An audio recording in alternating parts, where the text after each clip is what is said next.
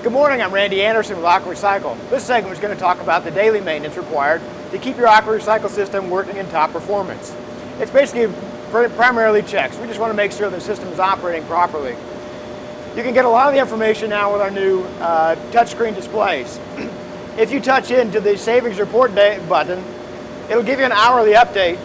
In this case, I actually like to use a stylus to look at it. But you can scroll up and down and take a look and see how your AquaRecycle system has been performing. It'll give you the time the data was taken. The data was taken. The first column is the amount of recycled water you used that hour. The second column is the amount of fresh water you used that hour. And the third column is actually the percentage of recycled water that you've used in the washing process.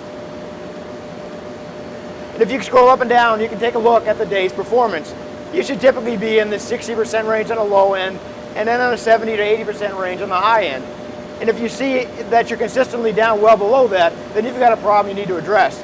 But if everything else looks fine and you're processing water properly, then the rest of the checks is just to make sure the system is running like you'd expect. The process pump processes your wastewater. The only thing you need to check on it is that it comes on and off as it's expected.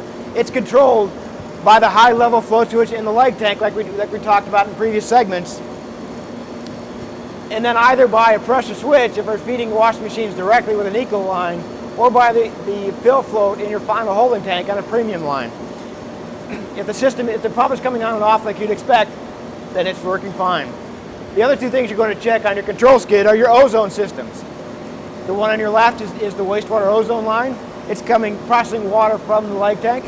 Water flows through it, up through the injector, which sucks the ozone in, and then you have a section of clear tubing. Just make sure that you're getting bubbles in your clear tubing, and then this water flows right back in the light tank. On the right side is your other ozone pump. In this case, we're actually using the laundry's pump to pump clean water from their final holding tank through the ozone system and then back into their holding tank. But on most systems, you'll see a separate pump here as well that's processing water from the final holding tank and ozonating it. And again, it's the same thing. You need to look and make sure that there's bubbles flowing. Every unit has ozone bulbs, but the number of bulbs is dependent on the size of the system. On your daily checks, I'd like you to check and feel that each ozone bulb is working. It's simply an ultraviolet light bulb inside the plastic casing, and all you got to do to check and make sure they're working is to feel them, and they'll be warm. If they're cold, the ozone bulb is probably blown out and you need to replace it. If multiple ones are cold, it's more likely that you got a breaker or in this case a GFI plug that's tripped. Reset your GFI plug and see if all your ozone bulbs happen to come back on. If that doesn't correct the problem, then there's a breaker for the ozone system inside the control panel. Check your ozone breaker. But typically, you find one out at a time, and if you find multiple ones out, then there's an electrical problem. The rest of the maintenance occurs at the lint shaker and the ultraviolet system.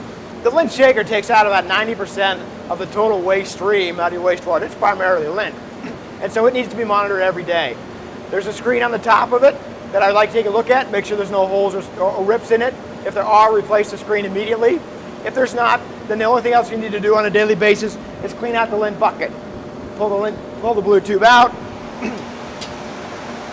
pull the basket itself out, it'll be full of lint, dump it in the garbage can, put it back in the bucket, and put the tube back in. Now, if you fail to do this on a daily basis and your lint happens to build up, it'll slowly build up in the tube, and it'll either pull the tube off and fall off and have a big mess of lint all over the place, or it'll start to back up into the lint shaker itself. Either way, the system won't stop operating, you just got a bigger mess to clean up. So we recommend you do this at least once a day. The last part of the maintenance you need to do every day is on the ultraviolet filter. Your ultraviolet filter's job is to disinfect the wastewater, and so we need to check it daily to make sure it's operational.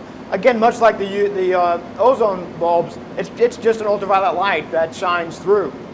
So all the thing I need you to check is just to make sure the light is on, and there's a little crystal on the top with a blue glow. Just make sure the glow is on. If it's not on, you need to check the UV bulb itself, or check the breaker that controls it. In this case, much like the ozone bulbs, it's on a GFI plug. So typically if it's out, in this case both of them are out, it's going to be a GFI issue. Just push the reset on the button. The only other maintenance on your UV system is to wipe it once a week. And that's simply a function of pulling out its onboard wiper. Undo the clip, pull the wiper handle out, push it back in, And I typically do it 3 or 4 times just to clean off the quartz sleeve. How this unit works, just for a quick explanation, is there's a quartz sleeve right in the middle of the unit, and the light bulb is inside the quartz sleeve to keep it dry. The water flows around the outside of that quartz sleeve, down the chamber, and then out the outlet side of it. So what you're doing is wiping that quartz sleeve so that the light can shine through and get into the water.